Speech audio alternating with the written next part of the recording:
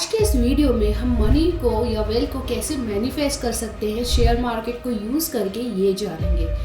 आज हम सारे कॉन्सेप्ट्स को समझेंगे जो शेयर मार्केट से हमारी इनकम को इन्फ्लुएंस करता है एस्ट्रोलॉजी में। लोचा लफड़ा और जलेबी फाफड़ा, इसे गुजराती की लाइफ से कोई निकाल नहीं सकता। भाई डायलॉग बाजी ठीक है, लेकिन इसमें बहुत रिस्क है।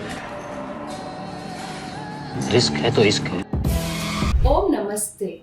हाउ टू मैनिफेस्ट वेल्थ और मनी की सीरीज में आपका स्वागत है। और आज हम बात करेंगे एस्ट्रोलॉजी के उन कॉन्सेप्ट्स के बारे में जो शेयर मार्केट से हमें वेल्थ या इनकम दे सकते हैं। वैसे तो एस्ट्रोलॉजी की प्लैनेटरी पोजीशन हमारी लाइफ की हर एक सेक्टर की प्रेडिक्शंस देती है, जिसमें शेयर मार्केट भी इन्वॉल्व है। पर अगर मैं कोई साइंटिफिक रीजन की बात करूं तो वो निकल कर नहीं आता। पर इसके बेसिक कॉन्सेप्ट जो एस्ट्रोलॉजी से जुड़े हुए होते हैं वो हमें एक अच्छा वेल्थ क्रिएट करने में जरूर मदद करते हैं। वेल्थ और शेयर मार्केट की बात करूं तो कुछ प्लैनेट्स का कुंडली में एनालाइज करना बहुत इंपॉर्टेंट हो जाता है। हम अब उन्हीं प्लैनेट्स की बात करने वाले हैं। बुधदेव जो गवर्न करते हैं ट्रेड को, कॉमर्स को और कम्युनिकेशन को। बुधदेव की पोजीशन हमारी कुंडली में ये बताती है कि हम किस प्रकार के फाइनेंशियल ट्रांजैक्शंस करने वाले हैं या हमारे इन्वेस्टमेंट्स कैसे होने वाले हैं। अगर बुधदेव रेट्रोग्रेड हो तो उस टाइम पे हमें इन्वेस्टमेंट से रिलेटेड या स्टॉक मार्केट में पैसा लगाने से बचना चाहिए, क्योंकि लॉस की पॉसिबिलिटीज बढ़ जाती है। अगर हम मनी को मैनिफेस्ट करना चाहते हैं शेयर मार्केट से तो हमारी कुंडली में बुध की स्थिति बहुत मायने रखती है। आप इनकी दशा और अंतर्दशा को एनालाइज करे बिना किसी भी शेयर में पैसा ना लगाएं।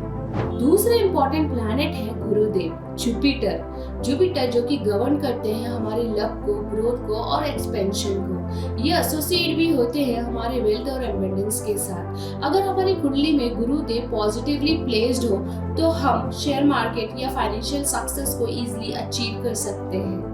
अगर हम मनी को मैनिफेस्ट करना चाहते हैं तो बहुत जरूरी है कि गुरुदेव के पॉजिटिव एस्पेक्ट्स या कंजंक्शन हमारे सेकेंड, 8th और 10th हाउस में बने। तीसरे और बड़े खूबसूरत से प्लैनेट हैं शुक्रदेव जो कि लग्जरी, कंफर्ट और वेल्थ के कारक प्लैनेट हैं। वो डिसाइड करते हैं कि हम हमारे फाइनेंस को कहाँ इन्वेस्ट करने वाले हैं और हमारे पास फाइनेंशियल गेन कहाँ से आ सकता है। इसलिए शुक्रदेव पॉजिटिवली प्लेस होते हैं 8वें घर में, तो ये एक अच्छी बड़ी अपॉर्चुनिटी को क्रिएट करता है शेयर मार्केट से। अभी तो हमने ये समझा कि कौन से प्लैनेट हमें शेयर मार्केट में अच्छी गेन्स दे सकते हैं, पर कब हमें स्टॉक खरीदना है या बेचना है ये कैसे डिसाइड किया जा सकता है। ये डिसाइड होता है दशा से। जब भी ये प्लैनेट दशा में आते हैं तो ये जिन भी हाउस में प्लेस्ड हो उनसे जुड़े हुए रिजल्ट्स डिलीवर करते हैं। अगर बुधदेव, शुक्रदेव या गुरुदेव का इन्फ्लुएंस सेकेंड, 8th, 10th और 11th हाउस में है और ये पूरी तरीके से पॉजिटिव है तो ये फिर हमें मार्केट में एक अच्छा बेनिफिट दे सकते हैं। पर अगर यही प्लैनेट्स पॉजिटिवली प्लेस्ड नहीं है तो लॉसेस की पॉसिबिलिटी को भी क्रिएट करते हैं। इसलिए दशा चेक करने से पहले ये जानना जरूरी है कि ये कुंडली में हमारे एक्चुअली किस इंटेंशन के साथ बैठे हैं। अब कुछ मंत्रास और एफर्मेशंस के बारे में जानते हैं जो आपकी गेन की पॉसिबिलिटीज को बढ़ा सकती है और वेल्थ को आसानी से अट्रैक्ट कर सकती है।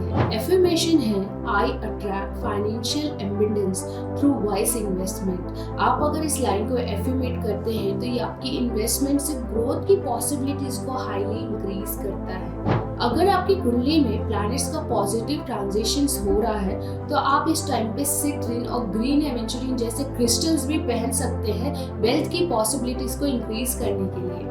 कब मार्केट में हमें इन्वेस्टमेंट्स को अवॉइड करना है? जब भी आपकी कुंडली में सैटर्न की दशा हो या राहु की दशा हो तो आप बहुत आसानी से कोई भी इन्वेस्टमेंट या शेयर मार्केट में पैसा नहीं लगा सकते हैं, क्योंकि सैटर्न हमें कोई भी शॉर्टकट अलाउड नहीं करते और राहु कई बार हाईली पॉजिटिव प्रॉफिट तो देते हैं पर कब लॉस दे जाएंगे ये हमें खुद पता नहीं होता। इसके अलावा जब बुधदेव रेट्रोग्रेड हो तो, क्योंकि जब बुधदेव रेट्रोग्रेड होते हैं तो फाइनेंशियल लॉस की पॉसिबिलिटीज को इंक्रीज करते हैं। प्रैक्टिकल स्टेप मैनिफेस्ट करने के लिए वेल्थ को सबसे पहले आप अपनी कुंडली को बहुत डिटेल्ड में एनालाइज करवाएं। अपनी कुंडली की हर एक प्लैनेट के इंटेंशन और स्ट्रेंथ को समझें। दूसरा, दशाओं को समझें कि कब किस टाइम पे आपको पॉजिटिव कॉल्स लेने हैं या नहीं लेने हैं, क्योंकि दशाओं का बहुत इंपॉर्टेंस होता है। तीसरा, पॉजिटिव एफर्मेशन करना है, कभी भी नेगेटिवली नहीं सोचना है और पॉजिटिव गोल के साथ ही आगे बढ़ना है।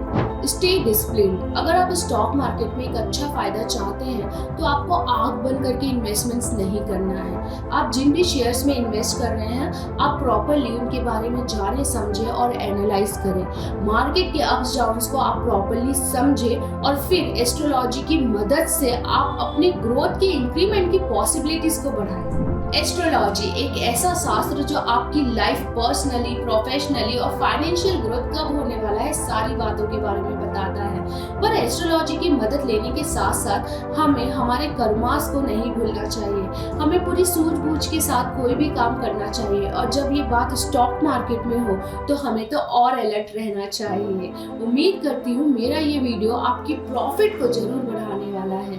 अगर हमारा ये वीडियो आपको पसंद आया तो इसे लाइक करें, हमारे चैनल को सब्सक्राइब करें और इसे लव्ड वन के साथ शेयर करना ना भूलें। लाइफ में हम तब भी ग्रोथ करते हैं जब हम दूसरों को भी सपोर्ट करके चलें। तो उम्मीद करती हूँ कि आपका सपोर्ट हमारे साथ हमेशा रहेगा।